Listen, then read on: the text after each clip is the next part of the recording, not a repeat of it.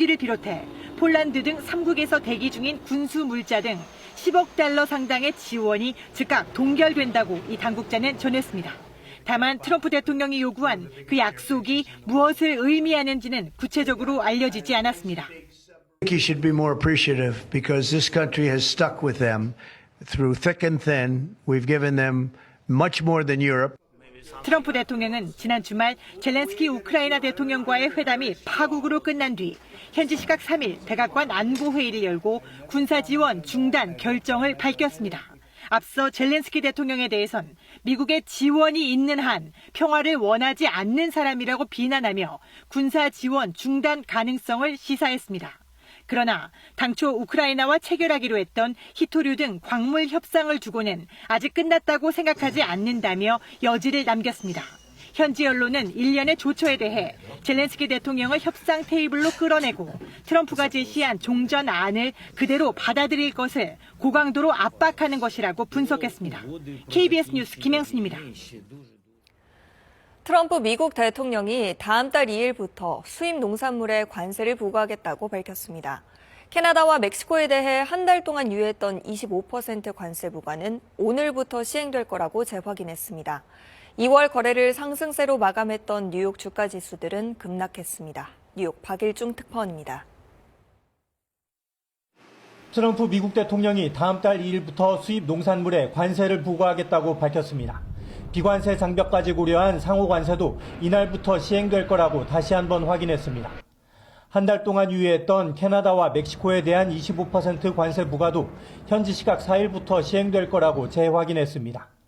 자동차, 신발, 가전제품에서부터 먹거리까지 관세가 예고되면서 물가 상승 우려도 갈수록 커지고 있습니다. If you can buy one before Tuesday, before the tariffs come in and we either shut down or become more expensive, you should go and do it. 관세 부담에 더해 경기에 대한 우려도 커지고 있습니다. 미국 제조업체들의 현황을 조사한 제조업 구매 관리자 지수가 50.3을 기록했는데 기준선 50은 넘었지만 1월보다는 낮아졌습니다. 조사기관은 관세의 영향이 시작되고 있다고 평가했습니다. 최근 소비가 줄어든 것으로 나타난 데다 관세 정책의 영향으로 소비 심리도 약해지고 있습니다. 소비는 미국 경제의 3분의 2를 차지합니다. 경기가 꺾이더라도 물가가 계속 오르면 미 연방준비제도로선 기준금리를 내리기가 쉽지 않습니다. 이런 영향으로 2월 마지막 거래일에 상승했던 주요 주가지수들은 일제히 하락으로 마감했습니다. 러트닉 미 상무장관은 시장이 싫어하는 불확실성은 곧 사라질 거라고 말했습니다.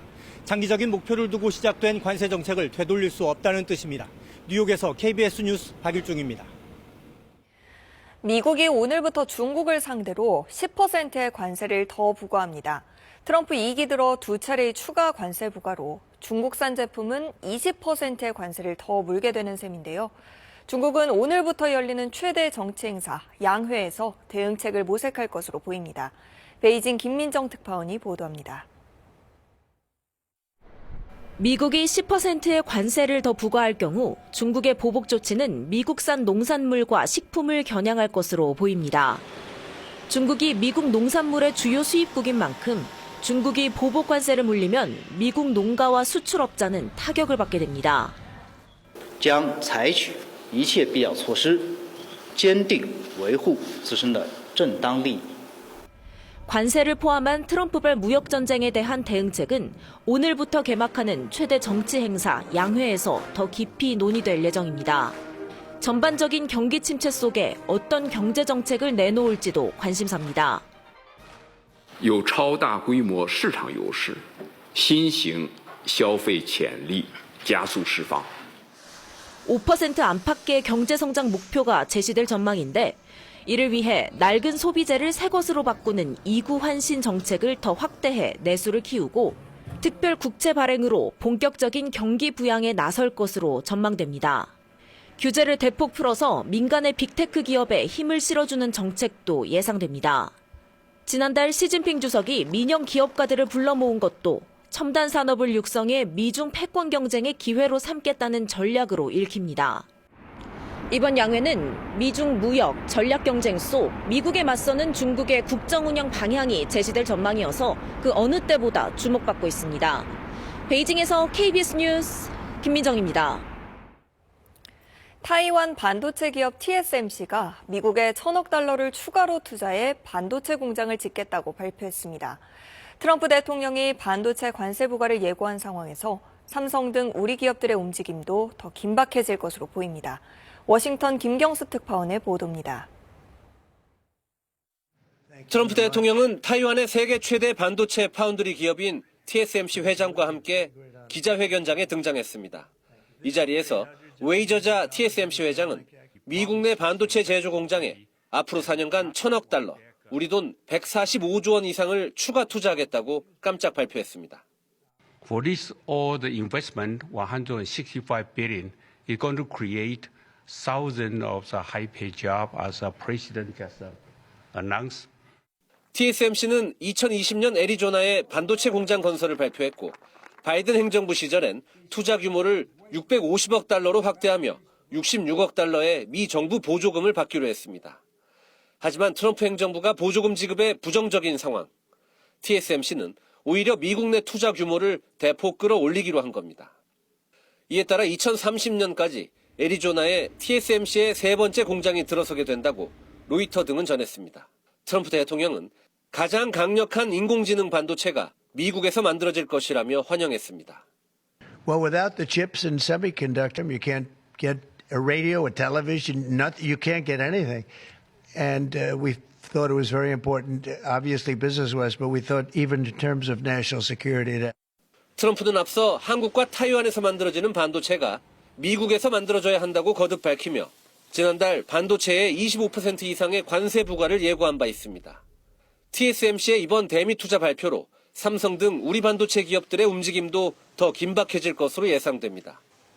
한편 트럼프 대통령은 중국의 타이완 침공 가능성을 묻는 기자들의 질문에 대해 그런 일이 일어나면 재앙적 사건이 될 거라고 밝혔습니다. 관련 질문에 관세 부과 입장만 답했던 기존과는 달라진 모습입니다. 워싱턴에서 KBS 뉴스 김경수입니다. 최근 미국을 다녀온 안덕근 산업통상자원부 장관이 조선업 협력 강화와 관련해 구체적인 제안을 한 것으로 전해졌습니다. 안 장관은 이번 방미 협의에서 군함과 탱커, 쇄빙선 등 한국이 강점이 있는 분야에서 미국이 패키지 대량 주문을 할 경우 국내 조선사들이 협력해서 미국의 주문 물량을 우선 제작해 납품할 수 있다는 제안을 한 걸로 정부 소식통들이 전했습니다. 미국 측의 반응은 긍정적이었던 걸로 알려졌으며 산업통상자원부는 오늘 기자간담회를 열고 이번 방미 성과 등에 대해 설명할 예정입니다.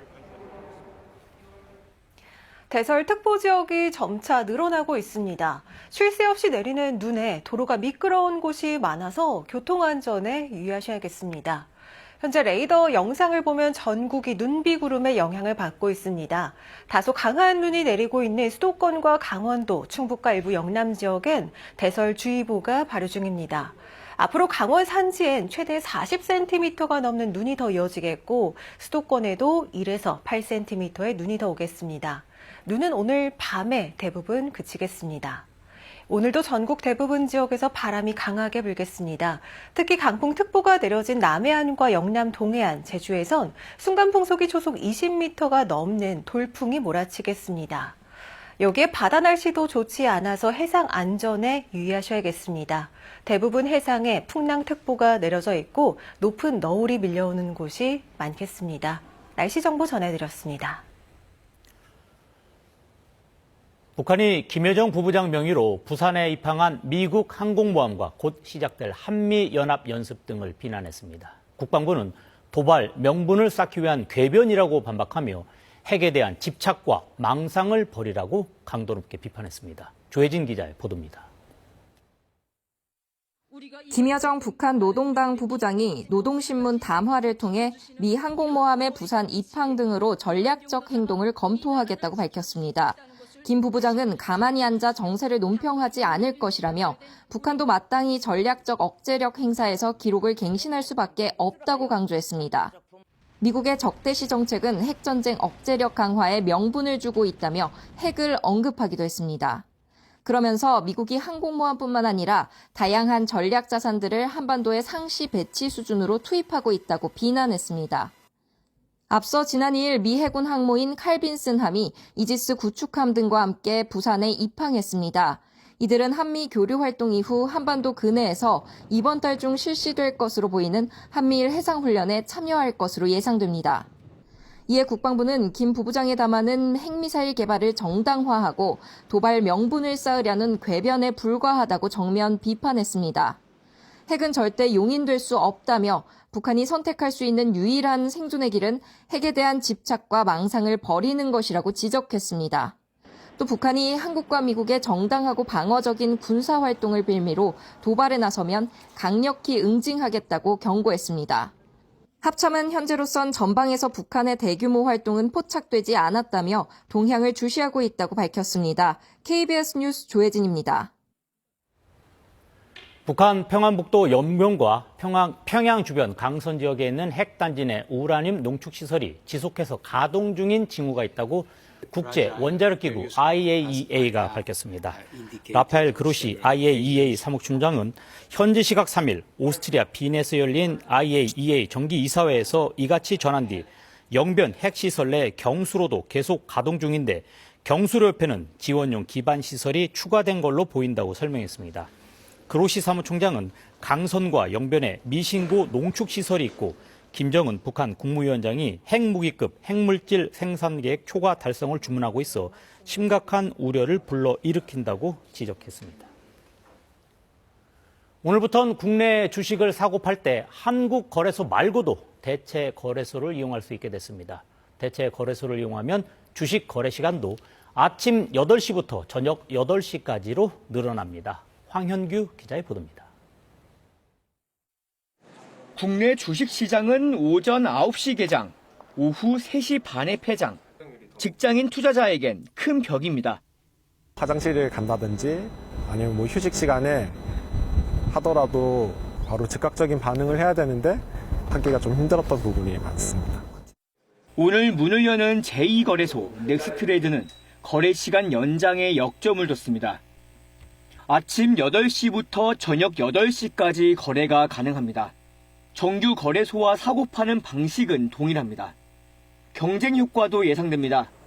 대체 거래소 이용 동의만 하면 거래할 때 증권사가 알아서 두 거래소 중 유리한 가격으로 체결합니다. 매매 체결 가능성, 그다음에 총 거래 비용 이런 것들을 감안해서 가장 유리한 곳으로 주문을 내는 것이죠. 고민 안 하셔도 됩니다. 거래 가능한 종목은 10개를 시작으로 다음 달까지 800개까지 늘어납니다. 가격 변동성이 커질 수 있는 건 유의해야 합니다. 초기 단계에서는 정규 거래 시간보다 프리마켓이나 앱스마켓에서 가격 변동성이 상대적으로 좀 더 높게 나타날 수 있지 않을까. 불필요한 가격 왜곡이 발생할 수도 있는 거거든요. 대체 거래소는 당장 오늘부터 문을 엽니다. 다만 당분간은 국내 주식 거래만 가능하고 상장지수 펀드, ETF 같은 상품 거래는 나중에 허용될 예정입니다. KBS 뉴스 황형규입니다. 홈플러스가 기업 회생 절차를 신청했습니다. 홈플러스는 신용 등급 하락으로 인한 잠재적 자금 이슈에 선제적으로 대응하기 위해 오늘 오전 서울회생법원에 기업 회생 절차 개시를 신청했다고 밝혔습니다. 홈플러스는 지난달 28일 공시된 신용평가에 온 오프라인 매출 증가와 부채 비율 개선 등 개선 사항이 충분히 반영되지 않아 신용 등급이 하락했다고 설명했습니다. 이어 회생 절차 신청과는 상관없이 홈플러스의 대형 마트와 익스프레스, 온라인 채널 등은 정상적으로 운영된다고 덧붙였습니다. 기후환경 뉴스 기후는 말한답니다. 유럽연합이 자동차 탄소 배출 규제를 완화하기로 했습니다. 유럽연합은 올해부터 이산화탄소 배출 상한선을 초과하는 신차에 과징금을 부과할 예정이었지만 이를 3년간 유예하는 방안을 마련하기로 했습니다. 막대한 과징금을 우려하는 업계의 요구를 받아들인 건데 환경단체들은 강하게 비판하고 있습니다. 12개월 연속 오르기만 하던 김값이 13개월 만에 내렸습니다. 마른 김 10장 평균 가격은 지난해 1월 1,036원에서 올해 1월 1,470원까지 올랐지만 지난달 1,438원으로 13개월 만에 하락했습니다. 해양수산부 관계자는 김의 산지 가격이 안정되고 있다며 조만간 1,300원대까지 떨어질 것으로 전망했습니다. 사과나 배 같은 과일나무가 불에 탄 것처럼 변하며 말라 죽는 과수화상병은 아직 마땅한 치료제가 없는 실정인데요. 지난해에는 축구장 120개 면적에 달하는 과수원이 매몰 처분을 받았습니다. 특히 올해는 여름이 일찍 찾아오면서 병의 확산도 빨라질 것으로 보여 방제에 비상이 걸렸습니다. 보도에 송국회 기자입니다. 방역복을 입은 병해충 예찰단이 과수원 곳곳으로 흩어져 꼼꼼히 사과나무를 살펴봅니다. 가지나 줄기에서 일부분이 갈색으로 변했거나 갈라지고 터진 상처 부위, 이른바 궤양을 찾는 겁니다. 과수화상병을 일으키는 병원균이 이런 궤양에서 월동하기 때문입니다. 부실하고 세력이 약화된 나무를 좀 예찰을 잘 하고 있습니다. 작년부터 잠복할 수 있었고 세균이기 때문에. 과수화상병은 전염성이 강하고 아직 치료제가 없어서 방제가 최선의 대비책입니다. 병원균은 날이 풀리는 3월부터 본격적인 활동을 시작하는데 이맘때 궤양을 최대한 많이 빨리 처리하는 게 방제 관건입니다. 가지치기 가위나 작업복, 사람 손 등을 통해 균이 전염되는 것도 주의해야 합니다. 분무 스프레이로 이제 뿌리면서 소독을 하면서 전정 작업을 하는 것이 이제 중요하고 적정하게 늦지 않고 살포를 해주시게 되면은 예방이 중요한 만큼 올해부터는 관련법 개정으로 병이 발생했을 때 궤양이 있으면 손실보상금의 10%가 감액됩니다. 전국 24개 시군에서 지난해에만 과수화상병으로 축구장 120여 개 면적의 과수원이 매몰 처분됐습니다. 특히 올해는 예년보다 여름이 빨리 찾아오면서 병 확산 시기가 당겨질 것으로 보여 과수농가들은 방제에 모든 힘을 쏟고 있습니다. KBS 뉴스 송국혜입니다.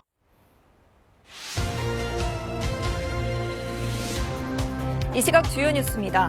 최상목 대통령 권한대행이 마은혁 헌법재판관 후보자 임명과 관련해 오늘 국무위원들의 의견을 수렴했지만 아직 결론은 내리지 않았습니다. 야당은 임명 거부는 위헌이라며 즉시 임명을 촉구했고 여당은 선관위에 대한 불신이 크다며 개혁을 강조했습니다. 1월 산업생산이 전달보다 2.7% 하락하며 코로나19 대유행 이후 4년 11개월 만에 가장 큰 감소폭을 나타냈습니다. 소비와 투자까지 모두 감소하며 경제 전 부문에 적신호가 켜졌습니다. 트럼프 미국 대통령이 젤렌스키 우크라이나 대통령과 회담에서 충돌한 후 우크라이나에 대한 모든 군사 지원을 전면 중단하라고 명령한 것으로 전해졌습니다. 트럼프 대통령은 우크라이나 지도자들이 평화에 대한 의지를 입증할 때까지 군사 원조를 일시 중단하라고 명령했습니다. 트럼프 미국 대통령이 한 달간 유예했던 캐나다와 멕시코에 대한 관세 부과는 현지 시각 4일부터 시작하고 다음 달 2일부터 수입 농산물에 관세를 부과하겠다고 밝혔습니다. 한편 20% 대미 추가 관세를 물게 된 중국은 오늘부터 열리는 최대 정치 행사인 양회에서 대응책을 모색할 것으로 보입니다. 지금까지 주요 뉴스였습니다.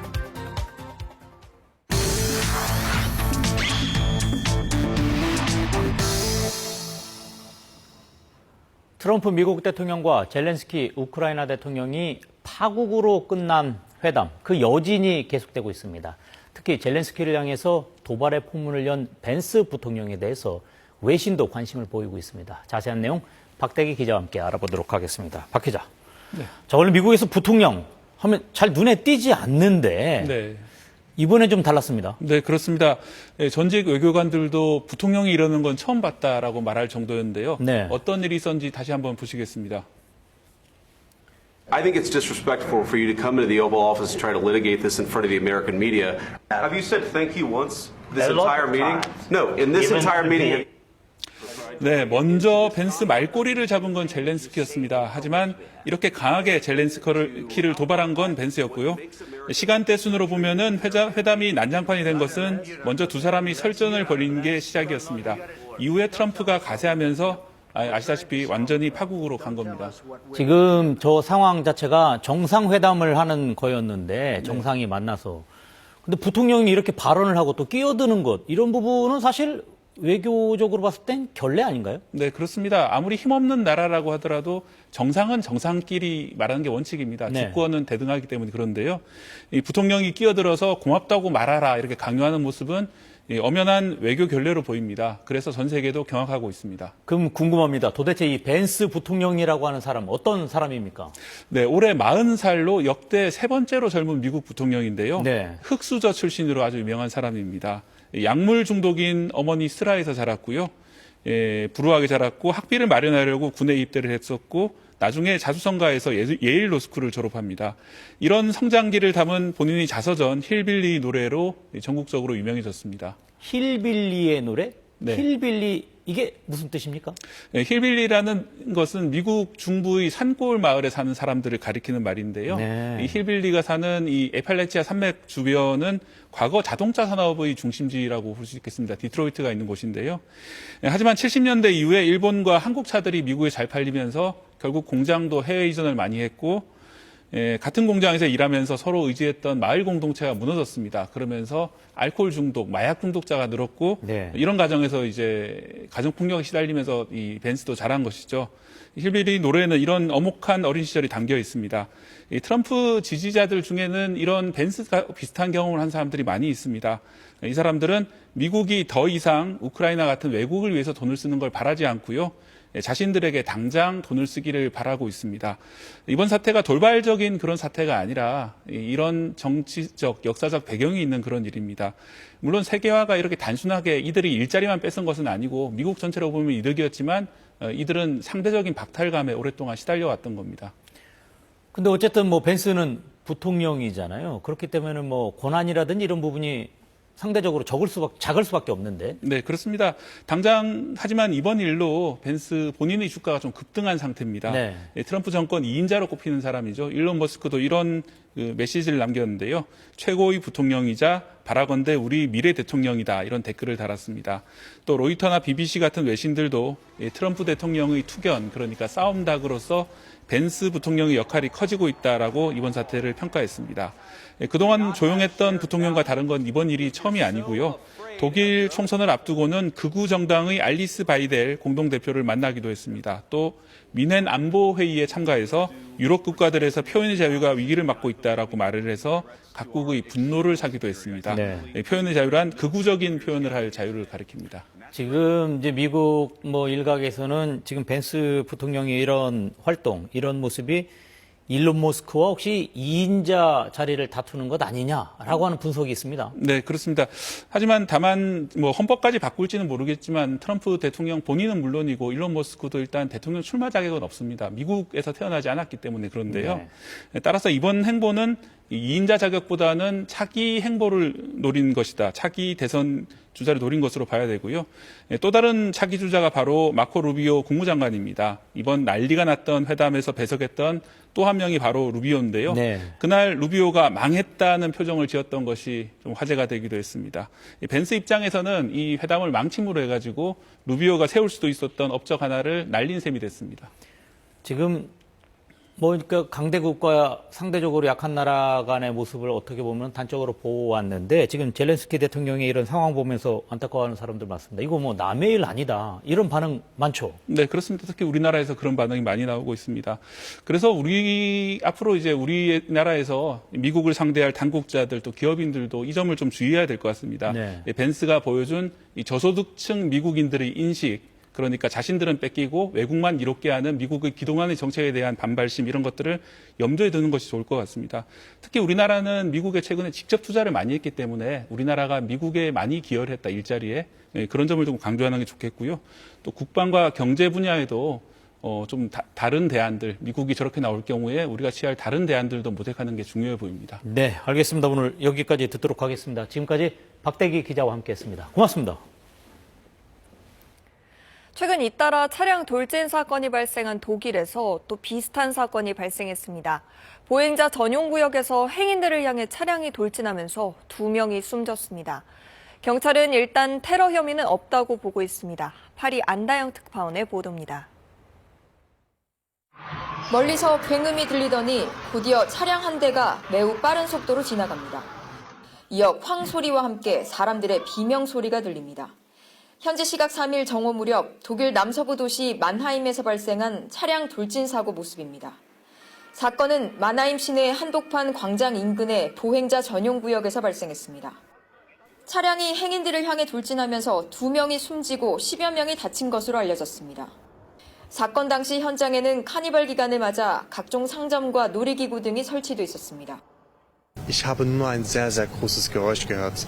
Aber das war ein bisschen außergewöhnlich. Das war ein Geräusch. Bin rüber und habe dann nur noch eine Person gesehen, verletzt und schon tot auf dem Boden. 경찰은 독일 국적의 40세 남성을 체포했습니다. 용의자는 부상을 입어 병원에서 치료를 받고 있습니다.